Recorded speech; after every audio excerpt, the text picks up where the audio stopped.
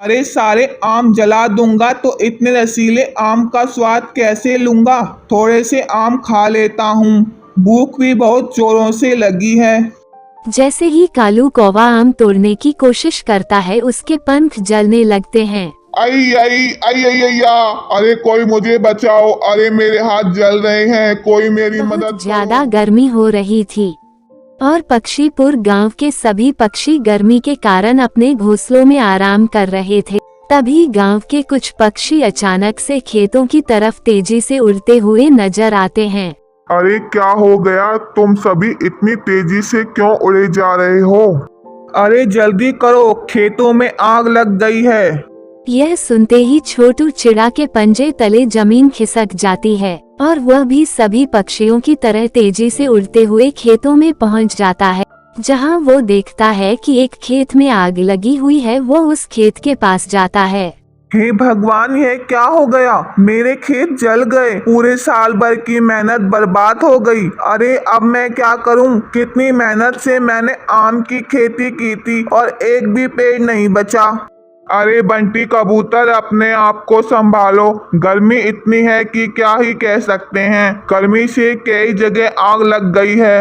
अरे भाई क्या संभालूं अपने आप को, मैं तो पूरी तरह से बर्बाद हो गया हूँ। अब मैं कर्ज वालों का पैसा कैसे चुकाऊंगा? उन्हें तो अपना पैसा किसी भी हालत में चाहिए। अगर उन्हें पैसा नहीं मिला तो मेरे घोंसले को भी बेच देंगे। पूरे गांव में केवल एक बंटी कबूतर ही नहीं और भी कई सारे किसान थे जिनकी गर्मी के कारण खेती जल गई थी और कुछ की फसल खराब हो गई थी। यह सब छोटू चिड़ा देखकर बहुत परेशान हो जाता है क्योंकि दो खेत छोड़कर उसका खेत भी वहीं पर था। छोटू चिड़ा परेशान होकर जब अपने घोंसले में आता है तो उसके चेहरे पर शिकन देखकर उसकी पत्नी पीहू चिड़िया उससे कहती है, क्या हुआ जी, बड़े परेशान नजर आ रहे हो, सब कुछ ठीक तो है ना?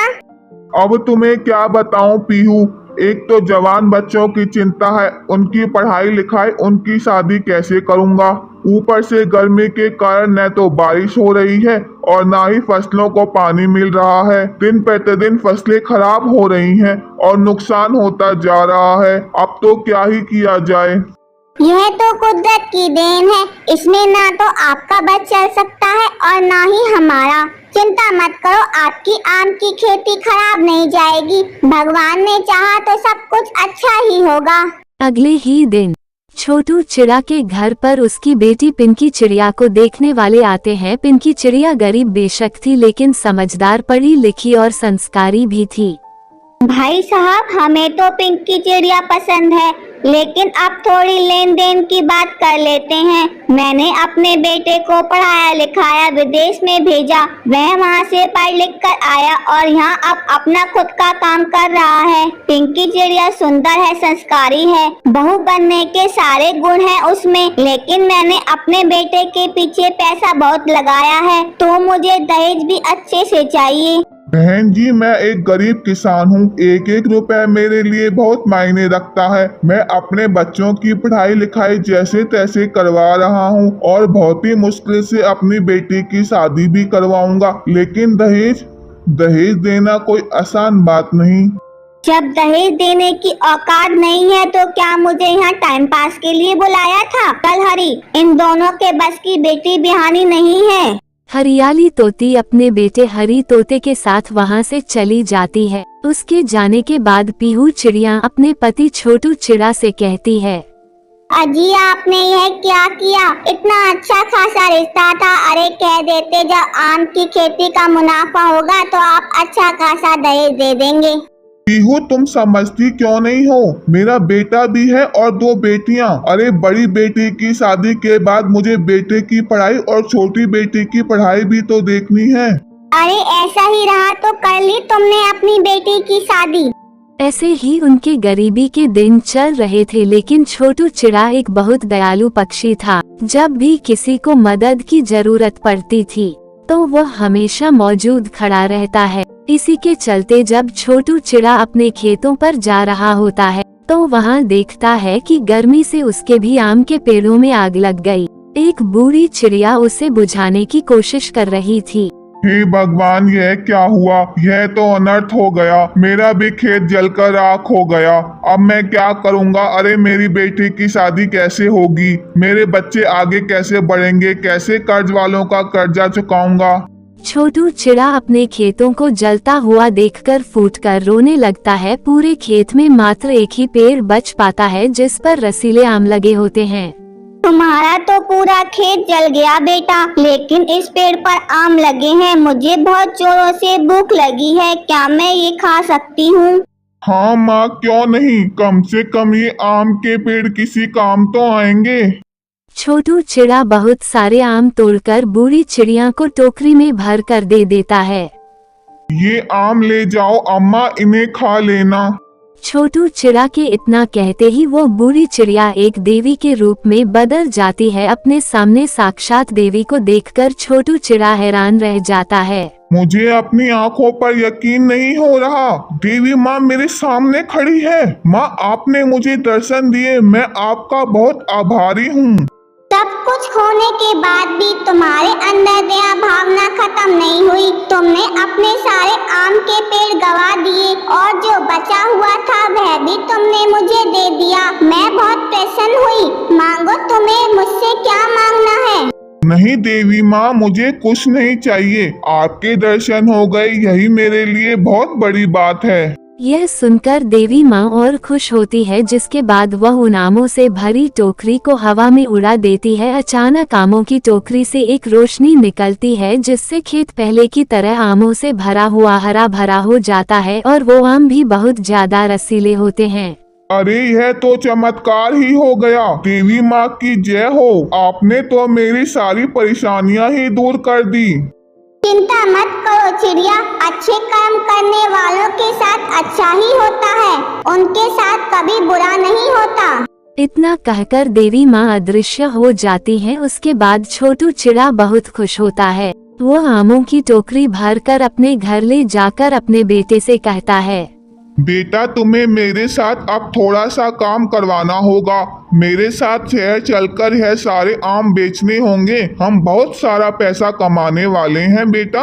अपने ही खेतों के इतने रसीले रसीले आम देखकर घर में सभी हैरान रह जाते हैं। पिताजी, हमारे खेतों के तो आम लग नहीं रहे हैं। यह कहीं आपने चुराए तो नहीं हैं? अरे बेटा, तू यह कैसी बातें कर रहा है? क्या तू अपने बाप को नहीं जानता? मैं ऐसा नहीं हूँ। यह तो मुझे देवी माँ के आशीर्वाद के चलते मिले हैं। देवी माँ ने आज मेरी बहुत बड़ी मदद की। मेरा पूरा खेत जल गया था, आज उन्हीं के जादू से मेरा आम का खेत हरा भरा है। और वो कोई मामूली आम नहीं है, बल्कि जादुई आम है। जहाँ से भी एक आम तोड़ो वहीं पर से आम उग आता है। लगता है तुम्हारे पिताजी बुढ़ापे में सटिया गए हैं। इनकी बातों पर ध्यान मत दो, अपना खाना खाओ। अगर तुम्हें मेरी बात पर जरा भी विश्वास नहीं है तो चलो मेरे साथ खेत में चलो और देखो हमारे खेत में कितने रसीले पीले पीले आम हैं। अगर पिताजी कह रहे हैं तो चलो देख कर आते हैं। अपने जादुई आम के खेतों में ले आता है, जहां वह उन्हें आम तोड़कर दिखाता है। जैसे ही वह आम तोड़ता है वहां पर आम अपने आप उगाता है।